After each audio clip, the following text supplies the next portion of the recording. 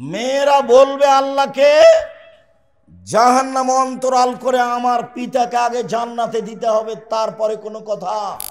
আল্লাহর নবী বলেন, মান ওয়ালাদালাহু ওয়ালাদুন, কারো যদি ছেলে মেয়ে জন্ম নেই, ফাল ইহসান ইসমাহু, সে যেন সুন্দর নাম রাখে। জন্মের 7ম দিনে নাম রাখতে হবে। কুরবানির সাথে আকিকার কোনো সম্পর্ক নাই। সারা দুনিয়ার হুজুর যদি একদিকে হয়ে বলে 5 পয়সা দাম নাই, কুরবানি ভিন্ন জিনিস, আকিকা ভিন্ন জিনিস। কুরবানি ভিন্ন জিনিস, আকিকা ভিন্ন জিনিস। জন্মের 7ম দিনে আকিকা দিতে হবে, দিতেই হবে। ভিক্ষা করে আকিকা দিতে হবে, ভিক্ষা করে। আজকের দিনই বৈঠকে বক্তব্যের বিষয় আদর্শ পরিবার। একটা পরিবার কিভাবে আদর্শ হতে পারে, মহিলা পুরুষ উভয়কে সামনে রেখে এক গুরুত্বপূর্ণ সংক্ষিপ্ত তথ্যবহল বিবরণের চেষ্টা করব ইনশাআল্লাহুল আজিজ। সম্মানিত দিনী ভাই বোন, এ ব্যাপারে আল্লাহ তাআলা বলেন, ইয়া আইয়ুহাল্লাযীনা আমানু কু আনফুসাকুম আহলিকুম নারা, পৃথিবীর মানুষ তোমরা নিজেদেরকে জাহান্নাম থেকে বাঁচাও আর পরিবারকে বাঁচাও। আয়াতে বোঝা যায় যে মানুষ চেষ্টা করলে নিজেকে জাহান্নাম থেকে বাঁচাতে পারে এবং পরিবারকেও বাঁচাতে পারে। আসলে কবর যত কঠিন, কিয়ামত তার চেয়ে অনেক বেশি কঠিন। কিয়ামত যত কঠিন, জাহান্নাম তার চেয়ে অনেক অনেক অনেক বেশি কঠিন। কবর যত কঠিন, কিয়ামত তার চেয়ে অনেক বেশি কঠিন। উসমান রাদিয়াল্লাহু তাআলা আনহু যখনই কবরের পাশে যেতেন, তখনই কান্নাকাটি শুরু করতেন। 2 চোখের পানি ঝরঝর করে বহে দাড়ির উপর দিয়ে নিচে ঝরে পড়ত। তাকে বলা হতো, তাজকুলুল জান্নাত ওয়ান নারা ফালা তাবকি ওয়া তাবকি মিন হাজা।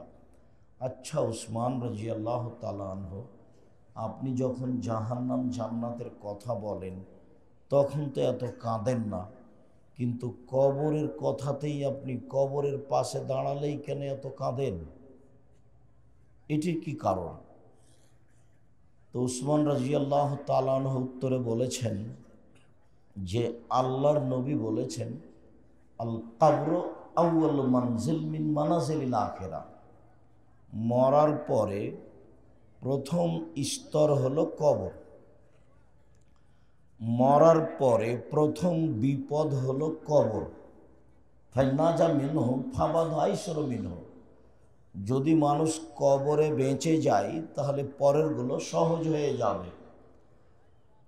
আল্লাম ইয়ানজু মিনহু ফাবাদ আসাদ্দ মিনহু, আর যদি কবরে বাঁচতে না পারে তাহলে আর যত স্তর আছে, কিয়ামতের মাঠ আছে, জাহান্নাম আছে, এগুলো আরও কি হয়ে যাবে? জটিল হয়ে যাবে। তো এই জন্য আমি কবর দেখলেই আমার কান্নাকাটি শুরু হয়ে যায়। এটা হলো মরার প্রথম স্তর, এটা হলো মরার পরে প্রথম বিপদ। বাড়ির পিছন দিকে যে 3.5 হাত 2-2.5 হাত গর্ত করে কবর দেওয়া হয়েছে, এটার নাম মূলত কবর নয়। কবরস্থানে যে মানুষকে কবর দেওয়া হয়, এটার নাম মূলত কবর নয়। এইটাই যদি কবর হয় তাহলে যাকে বাঘে খেলো তার কবর কোথায়? এইটাই যদি কবর হয় তাহলে যে পানিতে ডুবে মারা গেল তার কবর কোথায়? এইটাই যদি কবর হয় তাহলে যে আগুনে জ্বলে ছাই হয়ে গেল তার কবর কোথায়? কবর বলতে এখানে লোকটাকে ঢেকে রাখা হয়েছে, দুর্গন্ধ সব কিছু আছে। এটা একটা রাসূল সাল্লাল্লাহু আলাইহি সাল্লামের পক্ষ থেকে পদ্ধতি। তো মাটির নিচে রাখা পদ্ধতি মুসলমানের এইরূপ, আর অমুসলিম বা হিন্দু বা অন্য জাতির অন্য রূপ। সেটা একটু বলে এই বাক্যে ফিরে আসি। আল্লাহর নবী তার চাচাকে পাশে বসে মুসলমান করতে চেয়েছিলেন, আর যারা ছিল পাশে তারা বলল, সম্মানিত দিনী ভাই বোন, জায়গার তুলনায় উপস্থিতি অনেক বেশি, কাজে দয়া করে আপনারা যে যেখানে আছেন কথা বলা বন্ধ রেখে ভদ্রতা বজায় রেখে কথা শোনার চেষ্টা করবেন। একজন আর একজনের উপরে রাগ করে কিছু বলিয়েন না বা বক্তব্য শোনা ছেড়ে চলে যায়েন না। আমি আপনার জন্য এসেছি এবং খুব কষ্ট করে এসেছি। দীর্ঘ সময় ধরে আপনার সামনে কিছু কথা বলবো, এই জন্য অপেক্ষা করছি, আর সকাল থেকে রাস্তায় আছি। আপনি যদি এখন কোনো সমস্যা দেখিয়ে বা কোনো প্রয়োজন দেখে চলে যান, তাহলে আমি কষ্ট পাব, যেটা আমি ঘৃণা করি। আর আমি আপনার সাথে ওয়াদাবদ্ধ যে আমি আপনার কিছু না কিছু উপকার করবই করব ইনশাআল্লাহ। আমি আপনার জন্য এসেছি, এটা আপনি মনে রাখবেন। কাজেই আমাকে দেখতে পান আর না পান, আমার দিনী বোনেরা যারা আছেন আপনাদেরকেও বলছি, বোকা মহিলাদের মতো ঢং ঢং করে আসলেন গল্প করতে করতে, আবার ঢং ঢং করে চলে গেলেন গল্প করতে করতে, এরকম হোঁচলামি কাজ যেন না হয়। এসেছেন একটু ধৈর্যের পরিচয় দিয়ে ধৈর্য ধারণ করে বসে থাকেন, ভালো হবে।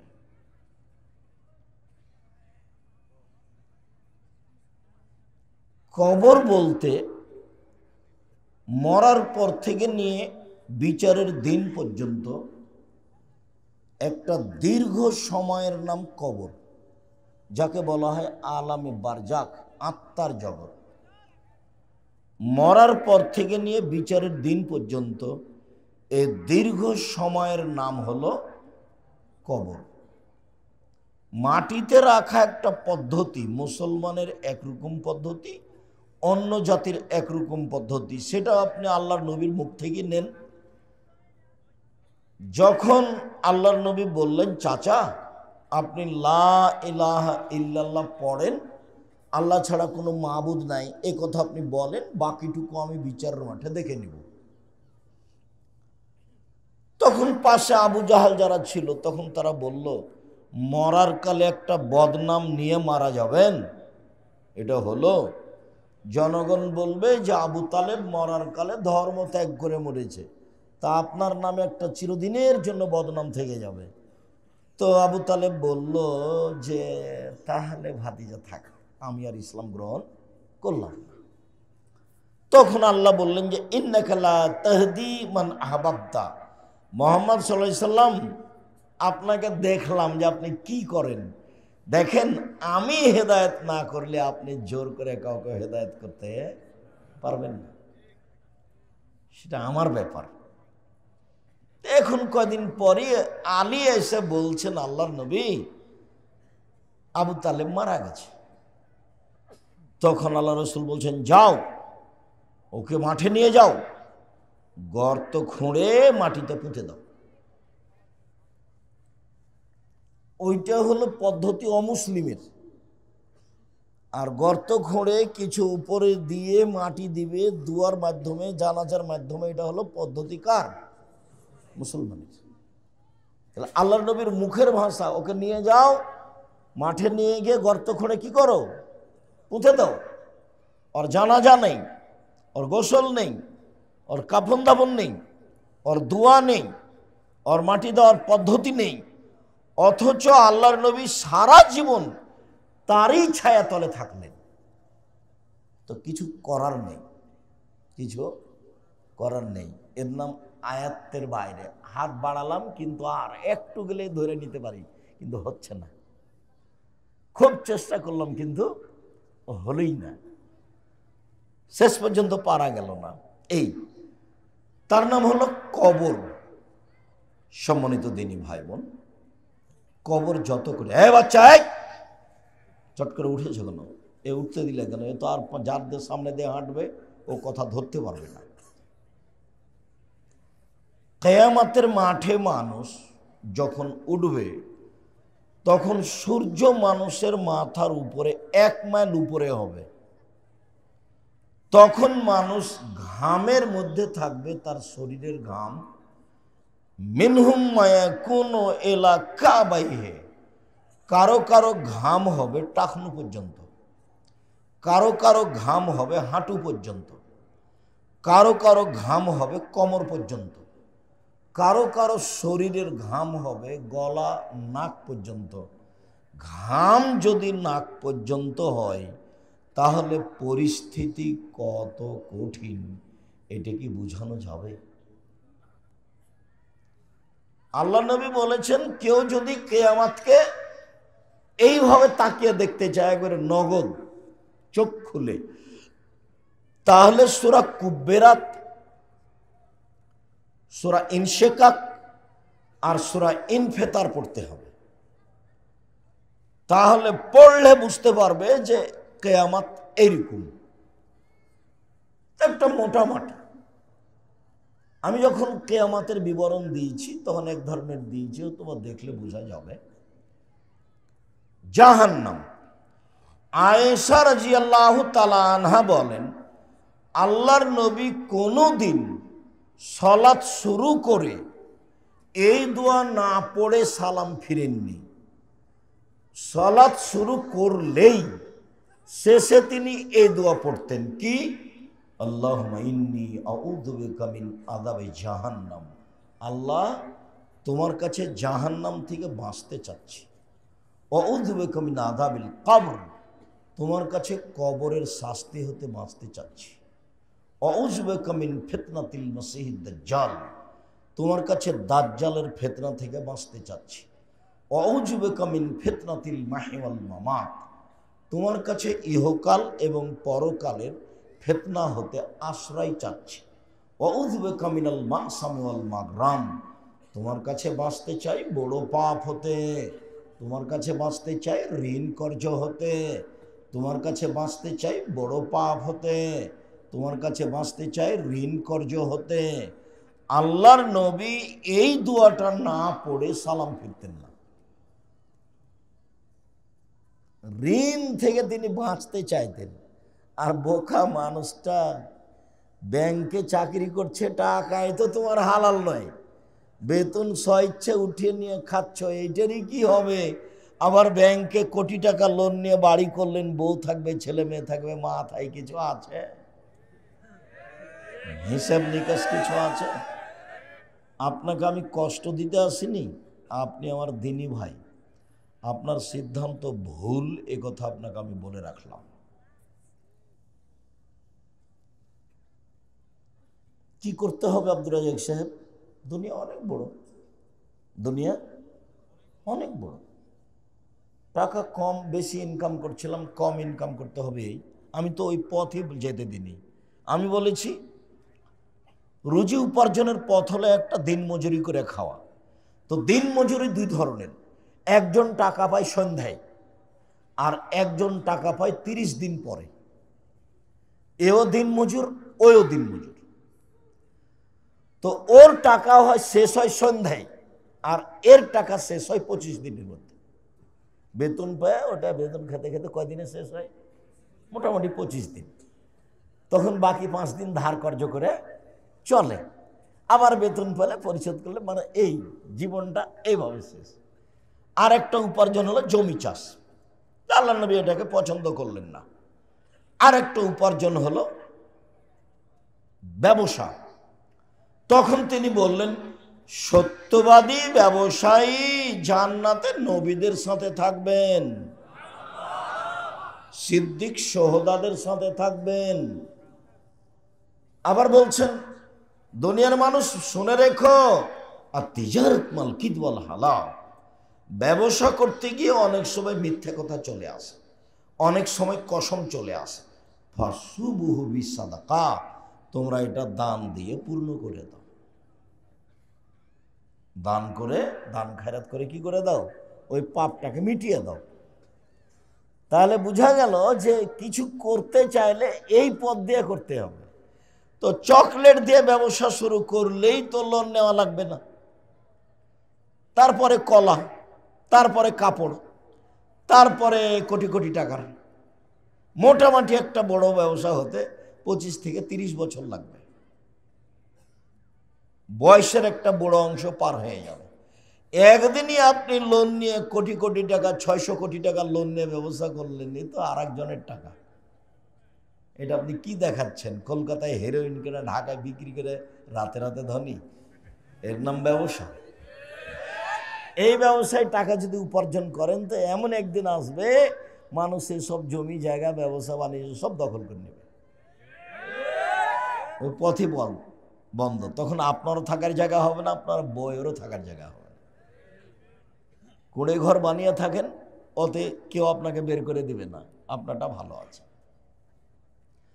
সম্মানিত দিনী ভাই বোন, আল্লাহর নবী চিরদিন সালাম ফেরার পূর্বে কবরের শাস্তি থেকে বাঁচতে চাইতেন। আজকের আলোচনা, আল্লাহর নবী বলছেন যে তোমরা নিজেকে জাহান্নাম থেকে বাঁচাও, পরিবারকে বাঁচাও। তো নিজেকে বাঁচানোর জন্য একটা হাদিস বলে এই অংশ শেষ করি। উকবা ইবনে আমের রাদিয়াল্লাহু তাআলা আনহু বলেন, একদা আল্লাহর নবীকে জিজ্ঞাসা করা হলো, মান নাজাত, বাঁচার পথ কি, জাহান্নাম থেকে বাঁচার পথ কি? তখন আল্লাহর নবী বললেন যে আলজিম লিসানাক, মুখখান বন্ধ রেখো, জাহান্নাম থেকে বেঁচে যাও না। মুখ ব্যবহার করবেন না, ভালো কথা ছাড়া মুখ ব্যবহার করবেন না। দোকানে বসে আড্ডা পিটবেন না। চিরদিনের জন্য আড্ডা পিটা হারাম।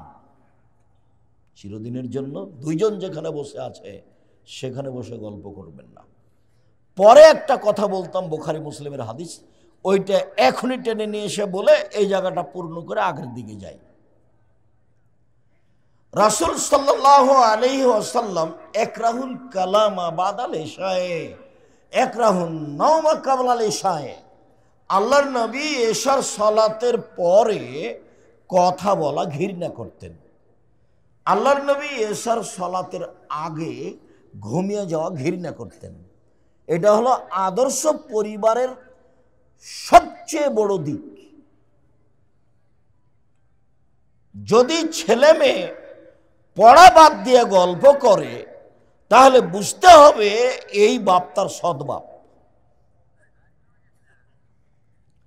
ছেলে মেয়ে যদি এসার পরে এখানে সেখানে আড্ডা পিটে রাত 12টায় বাড়িতে আসে, তখন দেখছে যে তার মা তার জন্য খাদ্য সুন্দর করে শোকেজে সাজিয়ে রেখেছে। এটা মা নয়, এটা হলো তার সৎমা।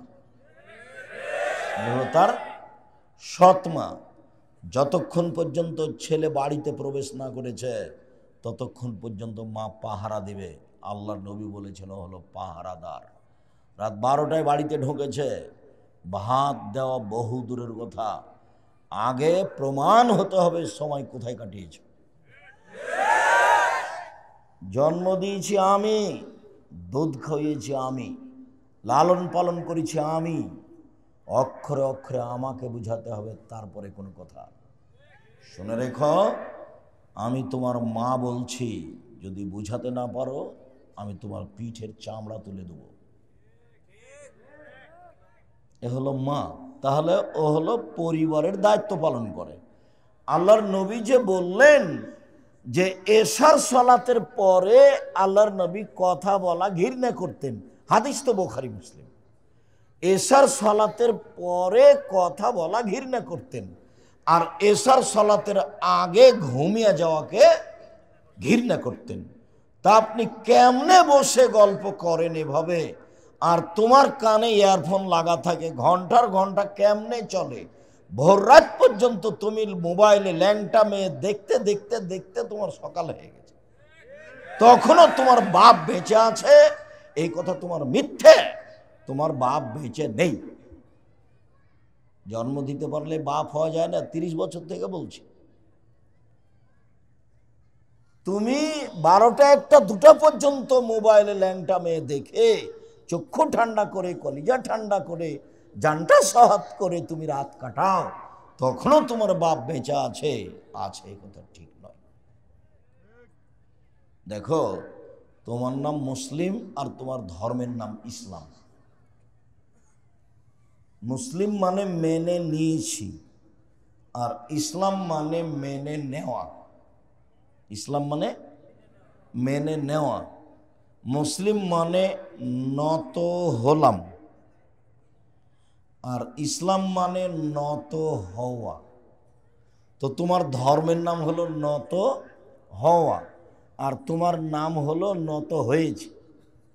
তোমার নাম হলো নত হয়েছে। কার কাছে নত হয়েছ? ধর্মের সব নীতির কাছে নত হয়েছি। ধর্মের সব নীতির কাছে নত হয়েছি। একটা ছোট্ট ধর্ম, ডান হাতে এটা ধরতে হবে, দিয়ে মানুষকে দিতে হবে, বাম হাতে নয়। এটা হলো আমার ধর্মের নীতি। এটা হলো আমার ধর্মের নীতি। তো এইটা যদি তোমার খারাপ অভ্যাস হয়ে যায় তাহলে তুমি টিকতে পারবে না। মানে তুমি দেখবে যে বাম হাতই ব্যবহার করছো। আব্দুর রহিম যখন ফিলিস্তিনিদের সাহায্য দেওয়ার একটা ব্যবস্থা করলো আমার উপস্থিতিতে মিশরে, তো অনেকগুলি পুরুষ নারী উপস্থিত হয়েছে। মেয়েগুলো প্যান্ট পরে আছে, কেউ কেউ পর্দা করে আছে। তারা একবারে মূল আরবি, অরিজিনাল আরবি। ওরাই সব নবীর বাড়ি ঘর ওখানে জেরুজালেমে, বাইতুল মুকাদ্দাসে। তো এখন আমি যখন ওই খাদ্যের এগুলো বাক্সগুলো পাত্রগুলো দিচ্ছিলাম, তো সবাই বাম হাতে নিচ্ছে। তা আমি বন্ধ করলাম, দিয়ে 4-5 মিনিট ডান হাতে নিতে হবে এই বক্তব্য দিলাম, হাদিস পড়ে শোনালাম। তো আমি হাদিস যা বুঝি, আমি আজ করলাম যে ওরা আমার চেয়ে বেশি বুঝলো। কেননা আরবি ভাষায় হাদিস, ওটা আল্লাহর নবীর মুখের ভাষা, আর ওরা হলো মূল আরবি। কাজে ওদের কাছে কথা বোঝা কি হলো? সহজ হলো। তাতে ভাবখানে মনে হলো যে আমার চেয়েও বেশি বুঝলো। এবার যখন বক্তব্য বন্ধ করে দিলাম, তো বাম হাতে নিল। বলেন তো কেন? অভ্যাস, অভ্যাস হয়ে গেছে। আর এইটার আল্লাহর নবী খুব আফসোস করেছেন।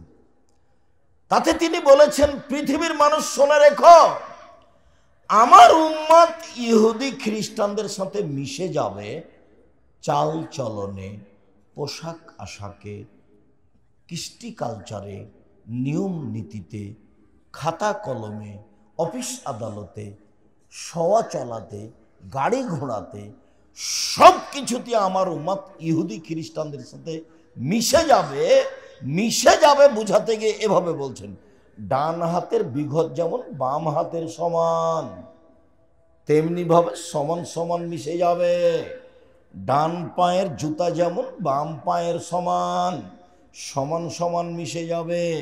বলতে বলতে ভাষাগত তিনি নিচে নামতে লাগলেন। নিচে নামতে নামতে তিনি বলছেন, পৃথিবীর মানুষ শোনা রেখো, ইহুদি খ্রিস্টান যদি মায়ের সাথে জেনা করে, আমার উম্মত মায়ের সাথে জেনা করবে। নেন এবার এখানে যতগুলো ছেলে আছে, অনেকের মাথার চুলের ওপর দিক বড় আছে, চাঁচা আছে নিচের দিক। এটা কোথা থেকে পেলে? তোমার গায়ে একটা গেঞ্জি আছে, 10 লেখা আছে, আর না হলে কার্টন আছে। এইটা কি? তোমার মা একটা আয়না কিনেছে, সেটা হলো কাতল মাছ। এটা কি? তোমার মা একটা প্লেট কিনেছে, সেটা হলো চিংড়ি মাছ। এটা কি? তোমার বাপ একটা জায়নামাজ কিনেছে, সেটা হলো একটা চকচকে ছবিওয়ালা কাবা ঘরওয়ালা। আমাদের বাসাতে যাও তো, জায়নামাজ দিব তোমাকে সালাত আদায় করতে ইনশাআল্লাহ, এক কালার। তোমাদের মসজিদখানা বানালছ তো মেহরাবের 2 দিকে একবারে কাবা ঘরের টাইলস লাগালছ, কত সুন্দর ঝকঝকে করে। জমিদারের বেটা, হুজুর হলো জমিদার, আর সভাপতি সেক্রেটারি হলো জমিদারের ছেলে। মসজিদ সাজিয়েছে, ধর্ম পাগল হয়ে গেছে। আমার উম্মত ইহুদি খ্রিস্টানের সাথে মিশে যাবে। এখন যত মহিলা এখানে বসে আছে দিন ধর্ম শিখতে, তারা সব মুসলমানের মেয়ে, দিন ধর্ম শিখতে এসেছে। শত হাজারো মেয়ের নখ বড় আছে, নেইল পালিশ দেওয়া আছে। অথচ আল্লাহর নবী বলছেন, ইহুদি খ্রিস্টানদের পতিতালয়ের মেয়েদের বৈশিষ্ট্য হলো নখ বড় রাখা, নখে নেইল পালিশ দেওয়া। ইহুদি খ্রিস্টানদের পতিতালয়ের মেয়েদের বৈশিষ্ট্য হলো নখ বড় রাখা, নখে নেইল পালিশ দেওয়া। ইহুদি খ্রিস্টানদের পতিতালয়ের মেয়েদের বৈশিষ্ট্য হলো নখ বড় রাখা, নখে নেইল পালিশ দেওয়া। এটা কি? একবারে নগদ বাপ হাজি মানুষ, প্রত্যেক রামাজানে উমরা করে, ওর মাথায় টুপি আছে ওর বাপের, আর মেয়ে মাস্টার ডিগ্রি পাস করেছে, একবারে স্কিন পায়জামা পরে আছে, সুন্দর করে অঙ্গ প্রত্যঙ্গ সব দেখা যাচ্ছে, টাকা লাগবে না, মোহর লাগবে না, সব। ওর বাপের মাথায় টুপি আছে, ধনী মানুষ, প্রতি বছর উমরাতে যায়, হজও যায়, মেয়ে এভাবে সাথে আছে। সম্মানিত দিনী ভাই বোন, এখানে দুইটা হাদিস আদর্শে বলে যায়, যেহেতু এই মুহূর্তে এই কথা এসেছে তো এটা আগে বলিনি। আয়েশা রাদিয়াল্লাহু তাআলা আনহা বলেন, সব নবীর আদর্শ 10টি, সব নবীর বৈশিষ্ট্য 10টি, সব নবীর শিষ্টাচার খাসলাত অভ্যাস 10টি। সব নবী, আদম আলাইহিস সালাম তাই, ইব্রাহিম আলাইহিস সালাম সেটাই, দাউদ নূহ আলাইহিস সালাম সেটাই, মুহাম্মদ সাল্লাল্লাহু আলাইহি ওয়াসাল্লাম সেটাই, সব নবী একই। এক মতো কম বয়সের কম বুদ্ধির মেয়েকে বিবাহ করা পছন্দ করিনি 4টা কারণে। আল্লাহর নবী আমার বোনদের মতো কম বয়সের কম বুদ্ধির মেয়েকে বিবাহ করা পছন্দ করিনি 4টা কারণে। এক, লেতুয়াল্লেমাহুন্না, বেশি বয়সের মহিলাকে বিবাহ করেছি যাতে করে আমার স্ত্রী আমার বোনদেরকে বিদ্যা শিখাতে পারে। মনের স্বাদ মিটানোর নাম সংসার নয়। 2, অলেতুয়াদ্দেবাহুন্না, আমার স্ত্রী যেন আমার বোনদেরকে শিষ্টাচার শিখাতে পারে। অলেতুরাজ্জালাহুন্না, আমার স্ত্রী যেন আমার বোনদের মাথার চুল চিরুনি করে সাজগোজ করে পরিপাটি করে রাখতে পারে। 4, অলেতাকুমা আলাইহিন্না, আমার স্ত্রী যেন আমার বোনদেরকে পাহারা দিতে পারে, তার নাম মা। উপস্থিত বৈঠকের মুসলিম বোন শোনেন, এই মেয়ে এক কথা বলছো কেন? এক খেয়ালে চেয়ে থাকেন। আল্লাহর নবীর সামনে বলছেন, আল্লাহর নবী আমি বেশি বয়সের মেয়ে বিবাহ করেছি যাতে করে আমার বোনদেরকে বিদ্যা শিখাতে পারে। মানুষের জন্মসূত্র নীতি হলো বিদ্যা। 2, শিষ্টাচার শিখাতে পারে। কেউ জানে না শিষ্টাচার কাকে বলে। শিষ্টাচার একটা শব্দ, ঘোড়ার ডিম যেমন একটা শব্দ, ঘোড়ার ডিম কেউ দেখেনি কোনোদিন, এইটা যেমন একটা শব্দ, শিষ্টাচার তেমন একটা শব্দ। শিষ্টাচার কি আব্দুর রাজ্জাক সাহেব? তো শিষ্টাচার দেখছো না? শিষ্টাচার কি? নোংরা শিষ্টাচার আগে বলি। নোংরা শিষ্টাচার, তোমার ভাইয়ের প্যান্টটা টাকানোর নিচে আছে, তোমার মা রোজ সাফ করে গায়ে দেয়, তার একদিন তোমার মা কোন হাতটা কোন পাটা আগে দিতে হবে সে বিবেচনা করেনি, জানা নাই তার শিষ্টাচার কি জিনিস। তোমার বোন এখন নখ বড় রেখে নীল পালিশ দেওয়া আছে, জানে না শিষ্টাচার কাকে বলে। তোমার বোন এখন ভুরু তুলে চিকন করে ভুরু পেন দিয়ে রেখেছে, জানে না শিষ্টাচার কাকে বলে। দাঁত ছিলে পরিষ্কার করে রেখেছে, জানে না শিষ্টাচার কাকে বলে। শুনুন, বিউটি পার্লারে ঢোকে চুল সামনের দিক কেটে ভিন্ন ধরনের করে রেখেছে, জানে না শিষ্টাচার কাকে বলে। শুনুন, নগ্ন পায়জামা পরে আছে, স্কিন পায়জামা, জানে না শিষ্টাচার কাকে বলে। শুনুন, তোমার মা মহিলা মানুষ বাজার থেকে তোমার ভাই ছোট ছেলে পেশাব পায়খানার জন্য একটা পট কিনে নিয়ে এসেছে, সেটা ঘোড়া। জানা নাই তোমার মার শিষ্টাচার কাকে বলে। শিষ্টাচার কি জিনিস? তোমার মায়ের সামনে তোমার ছোট ভাই বাম হাতে ধরে পানি খায়, শিষ্টাচার কি জিনিস তোমার মায়ের জানা নাই। সূর্য ডুবার সাথেই তোমার মা তোমার ছোট ভাইকে কোলে নিয়ে বাইরে হেঁটে বেড়ায়, ছাদের উপরে যায়, অথচ নিষেধ। জানা নাই তার শিষ্টাচার কাকে বলে। শিষ্টাচার কি জিনিস? শিষ্টাচার কি কোনো খাওয়ার জিনিস? না শিষ্টাচার ঘোড়ার ডিম? কেউ বুঝলো না শিষ্টাচার কি জিনিস। তিনি বলছেন, আল্লাহর নবী, আমি কম বয়সের মেয়ে বিবাহ করিনি, তার 2 নম্বর কারণ হচ্ছে আমার স্ত্রী যেন আমার বোনদেরকে শিষ্টাচার শিখাতে পারে। শিষ্টাচার কি জিনিস? 3 বলে তুরাজ্জালাহুন্না, আমার স্ত্রী যেন আমার বোনদের মাথার চুল চিরুনি করে সাজগোজ করে পরিপাটি করে রাখতে পারে। তোমার মায়ের জানা নাই সাজগোজ কি জিনিস। ঢং করে সাজার নাম হলো সাজুগুজু করা। ঢং করে সাজার নাম হলো সাজুগুজু করা, তার নাম হলো শিষ্টাচার। তার নাম শিষ্টাচার। 4 অলে তাকুমা আলাইহিন্না, আমার স্ত্রী যেন আমার বোনদেরকে পাহারা দিতে পারে। এই এশার সালাতের পরে গল্প করছো কেন? ঘুমিয়ে যাও। এশার সালাতের পরে ঘুমাতেই হবে বাধ্য।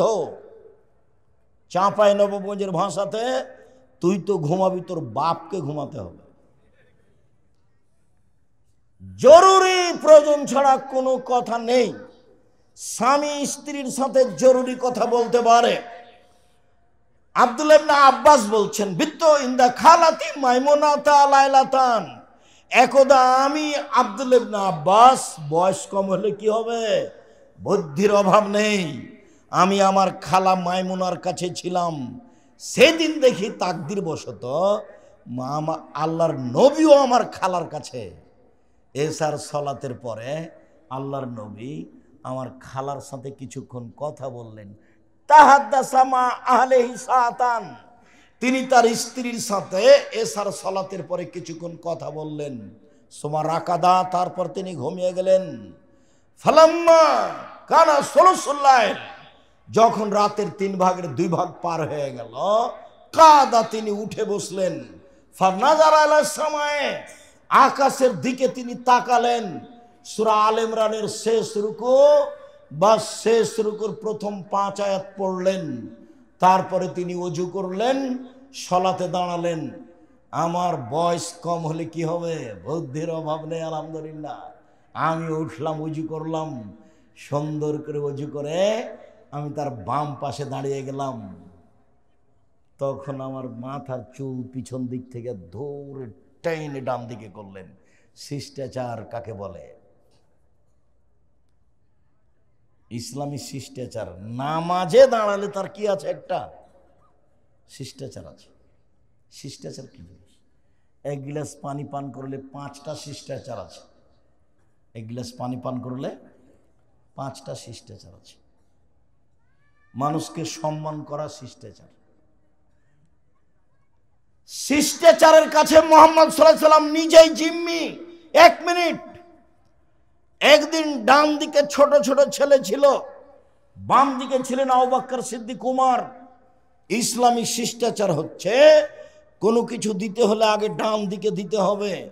আল্লাহর নবী পানি পান করার পরে গিলাসটা হাতে করে আছেন, ডান দিকের ছোট ছোট ছেলেগুলোকে বলছে, শোনো, আজকে বাম দিকে বড় বড় মানুষ, তোমরা যদি আমাকে একটু অনুমতি দাও তাহলে আমি গিলাসটা বাম দিকে দিয়ে দিই আবু বকর উমরের কাছে। তখন ছোট ছোট ছেলেগুলো বলছেন, না না না না, আপনার পানি পান করার পরে যেটুকু বাকি আছে সেই সুযোগ আমাদের, সেই সুযোগ আমাদের, আমরাই নিব, পান করব। তখন আল্লাহ রাসূল বললেন, নেও।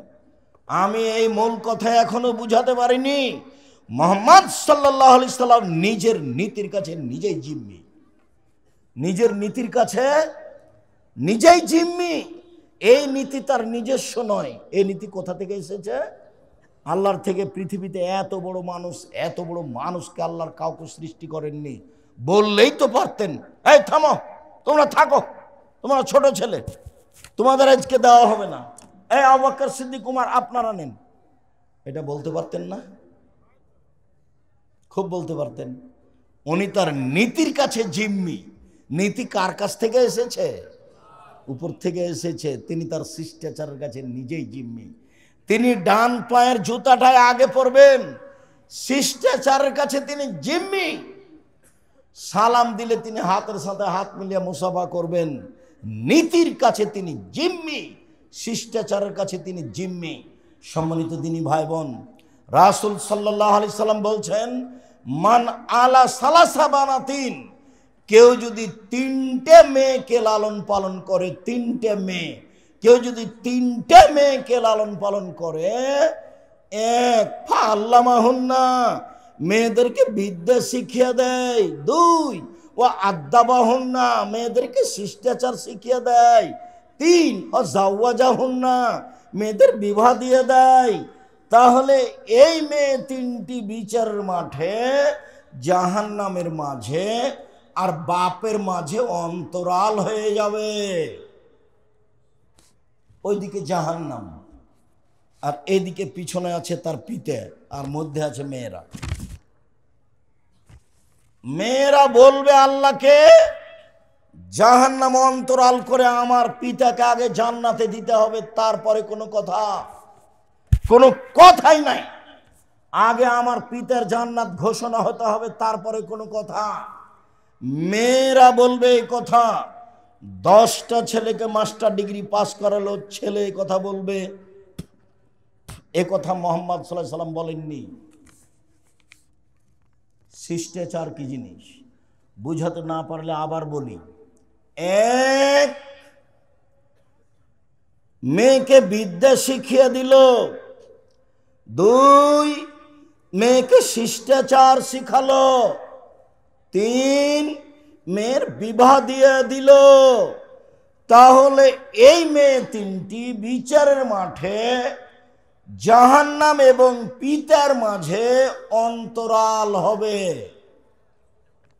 বুঝাতে পারিনি কথা?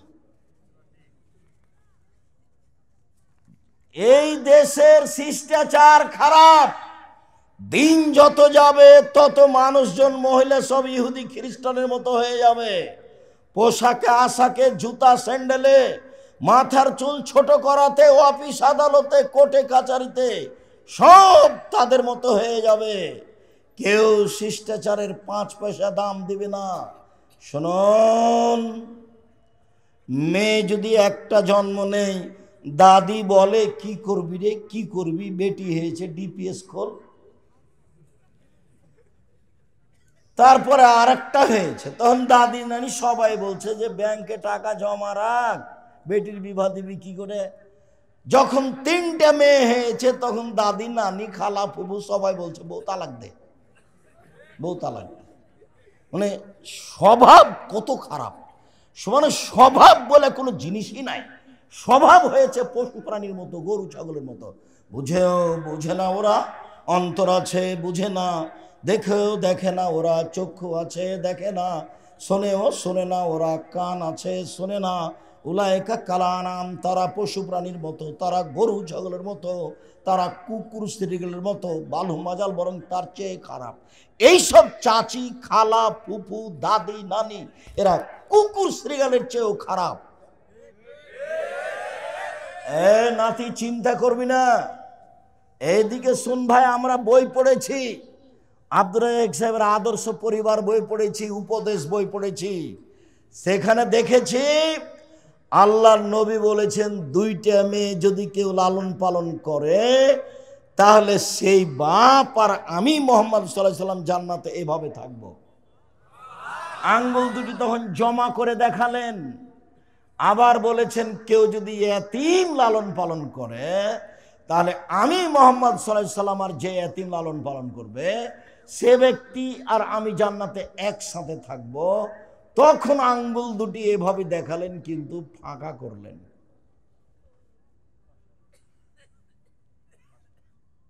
পাশাপাশি আর যদি দুইটা মেয়ের লালন পালন হয় তাহলে একসাথে।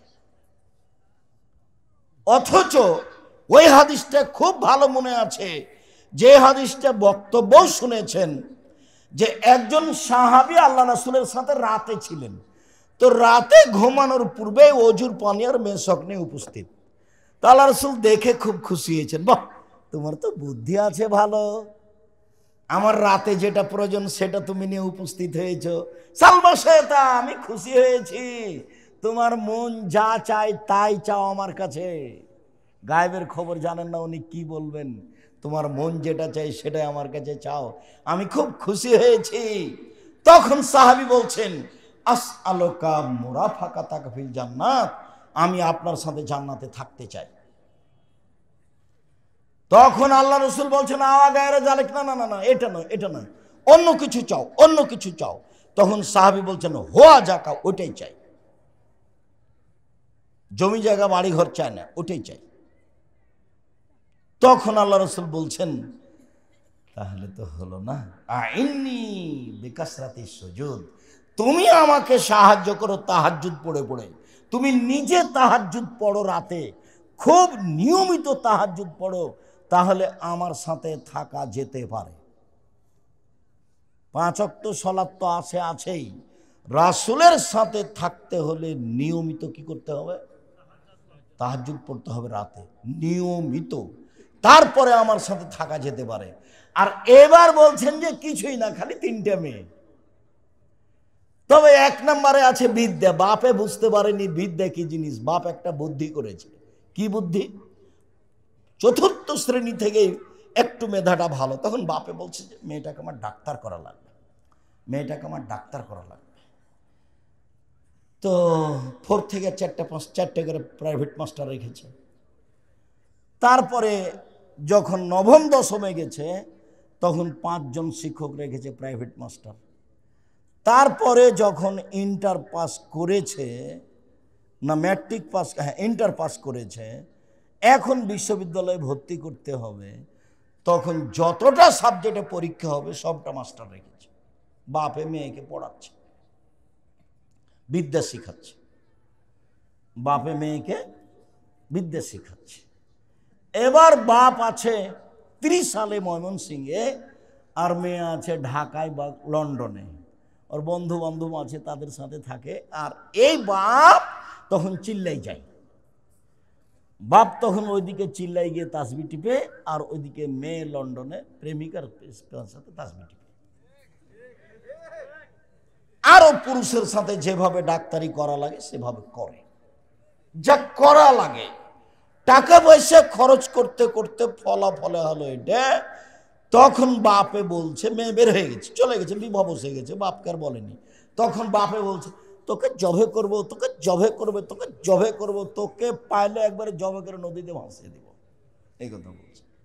তোকে ত্যায্য পুত্র করলাম, তোকে ত্যায্য পুত্র করলাম। এ যদি 1,00,000 বার বলে যে ত্যায্য পুত্র করলাম, এই কথার 5 পয়সা দাম নাই। বাপ মরলে মেয়ে জমি ভাগ করে নেবে, এই কথাই ঠিক। তুমি একটা কাপুরুষ পিতে মেয়েকে বিদ্যা শিখাতে পারোনি, বিদ্যা কাকে বলে?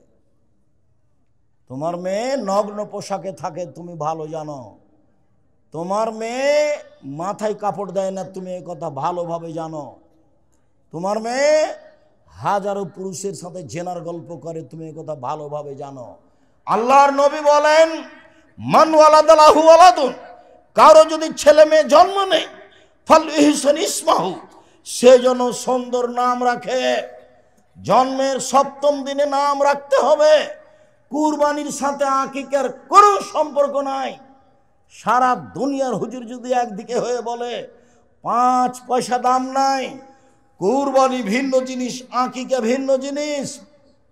কুরবানি ভিন্ন জিনিস, আকিকা ভিন্ন জিনিস। জন্মের 7ম দিনে আকিকা দিতে হবে, দিতেই হবে। ভিক্ষা করে আকিকা দিতে হবে, ভিক্ষা করে। জমিদারি দিয়ে দেন, চাকরি করেন সেটা দিয়ে দেন, ব্যবসা করেন সে টাকা দিয়ে দেন, কোনোটাই টাকা না। এখন কোথায় যেতে হবে? ভিক্ষা করে 7 দিন যাবৎ ভিক্ষা করতে হবে 7ম দিনে আকিকা দেওয়ার জন্য।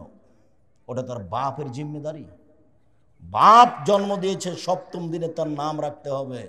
সপ্তম দিনে ছাগল ছাগি, ভেড়া ভেড়ি, দুম্বা দুম্বি, কানা হোক, খোড়া হোক, ন্যাংরা হোক, 10 দিনের হোক, 2 মাসের হোক, 15 মাসের হোক, যেটাই হোক না কেন, জানে বেঁচে আছে এইরকম একটা ছাগল ছাগি, ভেড়া ভেড়ি তার বাপকে আঁকিকে দিতে হবে জন্মের সপ্তম দিনে।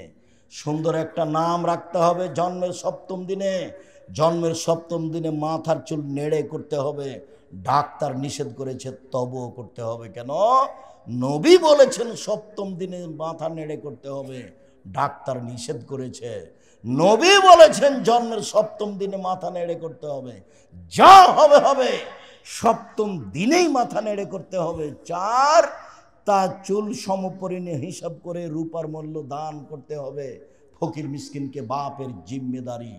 কুরবানির সাথে আকিকার কোনো সম্পর্ক নাই। কুরবানি মানে চোখ দেখো রে সুন্দর আছে কিনা, কান দেখো রে সুন্দর আছে কিনা, লেজ দেখো রে সুন্দর আছে কিনা, পা দেখো রে সুন্দর আছে কিনা, খুর দেখো ভালো আছে কিনা, টকটকে ঝকঝকে কিনা, একবারে মোটা তাজা কিনা, টাকা যা লাগবে লাগবে, মোটা তাজা কিনা, তার নাম কুরবানি। কেন? ওটা নেকির কাজ, ওটা হলো নেকির কাজ। তখন 7 ভাগে কুরবানি দিয়েছে। তো হুজুরে বলেছে, কে বলেছে 7 ভাগে চলবে না? তখন হুজুরের দাপটে কি করেছে, 7 ভাগে কুরবানি দিয়েছে। একজনের সুদের টাকা আর একজনের পরিশ্রমিক টাকা দিয়ে বলছে যে ওই ভাগওয়ালা তো সব কলিজাখানি নিয়ে নিয়েছে। কলিজাখানি এর নাম 7 ভাগ, এর নাম 7 ভাগ। আমি আব্দুর রাজ্জাক বিন ইউসুফ কোনো দিন এই কথা বলিনি। 90 সাল থেকে মাঠে আছে, 90 সাল থেকে পিছিয়ে হটা লাগে না কোনো দিন। কোনো সভাপতি সেক্রেটারি, মসজিদের সভাপতি সেক্রেটারিকে হিসাব করে বিবেচনা করে কথা বলতে হবে, এই সুযোগ আমার আল্লাহ এখানে নিয়ে আসেনি। বলে বেদায় যদি টাকা না দেয় তা আমি সেক্রেটারিকে টাকা দিয়ে যাবো, ইনশাল্লাহ পড়ে যাবে। ওরকম পরিবেশে আল্লাহ আমাকে নিয়েই যায়নি কোনো দিন। কত ভালো অবস্থায় রেখেছে আপনাকে আমি বুঝাতে অক্ষম, আলহামদুলিল্লাহ।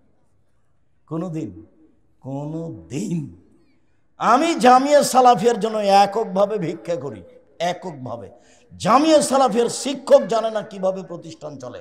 বৈদেশিক পয়সা দিয়ে জামিয়া সালাফিয়া চলে না, দেশের কোনো বিত্তশালী দিয়ে জামিয়া সালাফিয়া চলে না।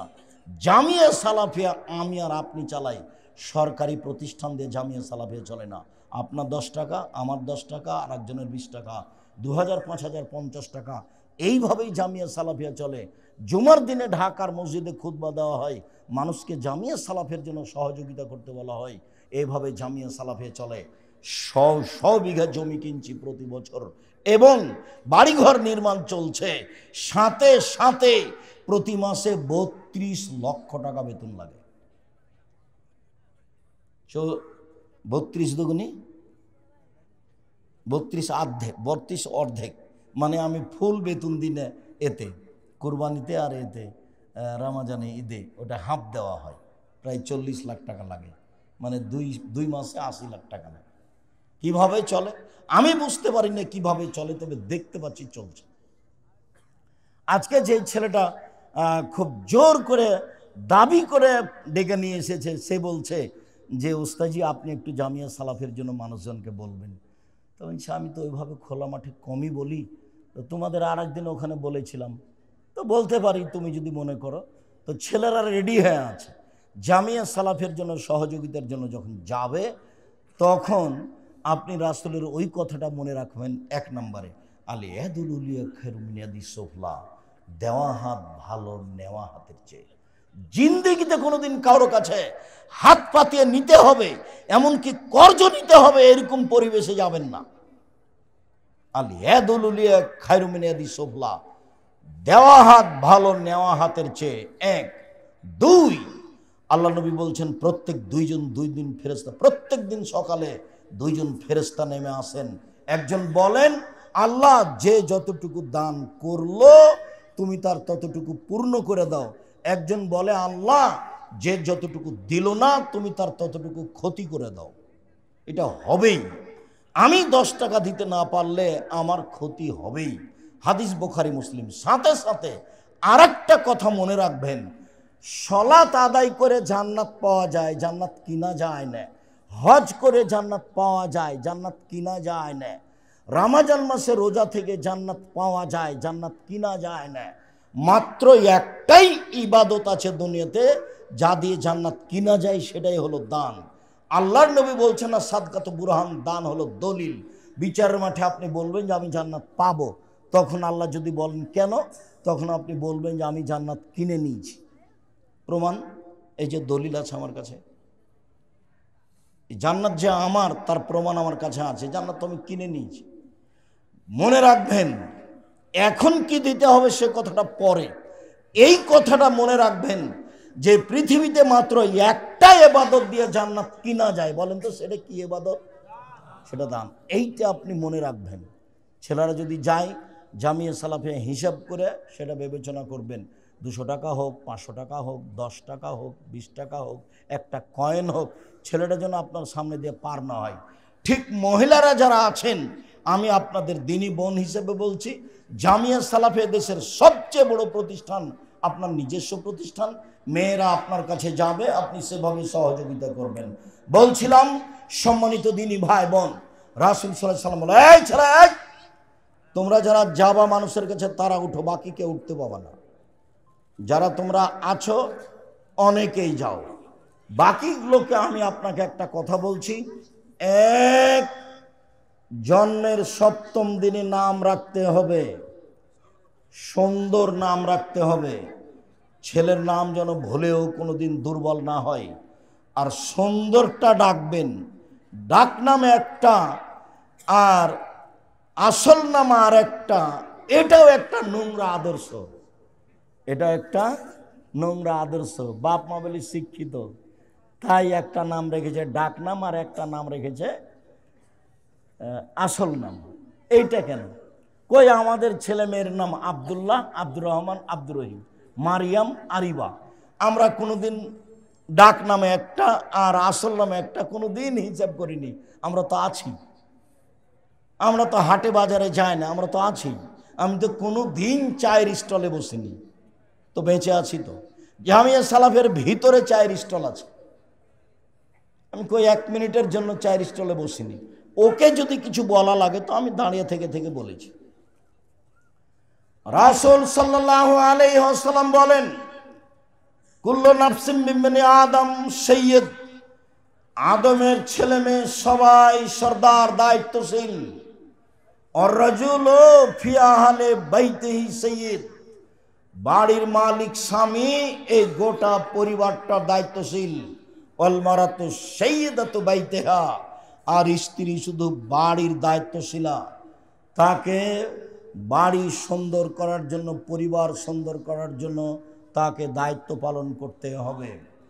পরের হাদিসটি, আগের হাদিসটির বাক্যটা শেষ করি। ওয়ায়ুদ্দেবহু, বাপি ছেলে মেয়ে তাকে শিষ্টাচার শিখাবে। 7ম দিনে নাম রাখবে, আকিকে দিবে, তারপর ছেলে মেয়েকে শিষ্টাচার শিখাবে, তারপর বড় হয়ে গেলে তার বিবাহ দিয়ে দিবে। শিষ্টাচার।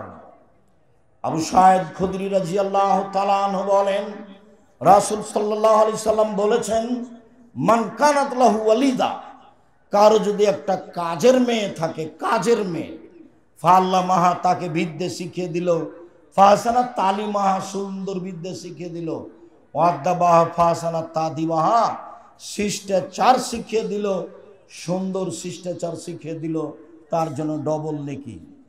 মধ্যেখানে আবার একটা কথা বলি, যারা আমরা এখানে চেয়ারে বসে আছি, স্টেজে বসে আছি, আজকে জামিয়া সালাফের বৈঠকি দানে সবাই অংশগ্রহণ করব। নিজের কাছে না থাকলে আর একজনের কাছে 10টা টাকা নিয়ে দানে অংশগ্রহণ করবই। যারা আমরা স্টেজে আছি তারা যেন এই কথাটা মনে রাখে।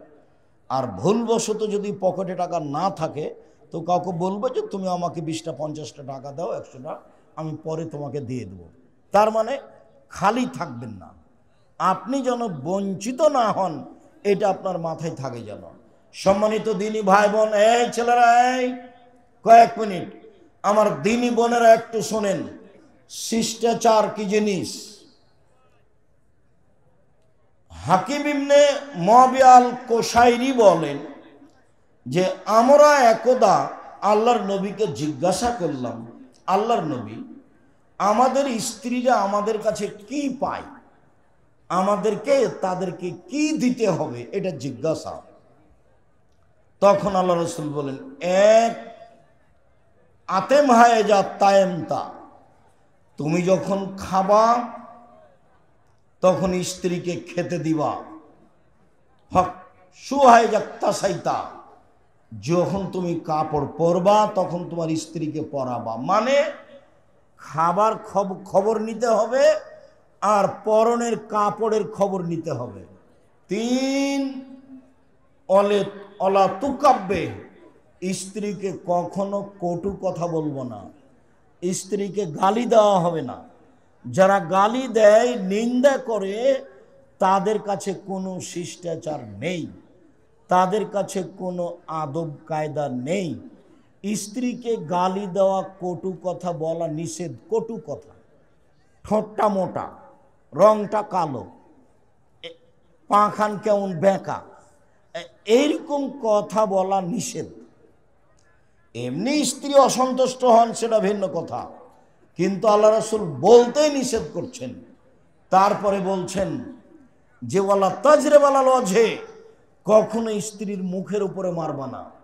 পাঁচ ওয়ালা তাহজর ইল্লা ফিল বাইতে, তুমি তোমার স্ত্রীকে তোমার বাড়ি ছাড়া কোথাও থাকতে দিও না। সম্মানিত দিনী ভাই বোন, রাসূল সাল্লাল্লাহু আলাইহি সাল্লাম পারিবারিক আদর্শ এই পাঁচটা বললেন স্বামীকে, যেগুলো স্ত্রীর সাথে বাস্তবায়ন করতে হবে। মর্মে আমি আপনাকে বলে যাচ্ছি, মহিলা মানুষ হিসাবে আপনি চারটা কাজ করতে পারলে আপনার জন্য জান্নাতের সব দরজা খোলা থাকবে। যেমনভাবে ওযু করার পরে যদি কেউ বলে আশহাদু আল্লা ইলাহা ইল্লাল্লাহু ওয়াহদাহু লা শারীকা লাহু ওয়া আশহাদু আন্না মুহাম্মাদান আবদুহু ওয়া রাসূলুহু, এই দোয়াটা পড়লে যেমন জান্নাতের সব দরজা খুলে যায়, আপনি যদি চারটা কাজ করতে পারেন তাহলে জান্নাতের সব দরজা খুলে যাবে। এক, 5 ওয়াক্ত সালাত। 2, রমজান মাসের সিয়াম। 3, স্বামীকে মেনে চলা। 4, জেনায় লিপ্ত না হওয়া। এই চারটা কাজ যদি আপনি করতে পারেন তাহলে আপনার জন্য জান্নাতের সব দরজা খোলা।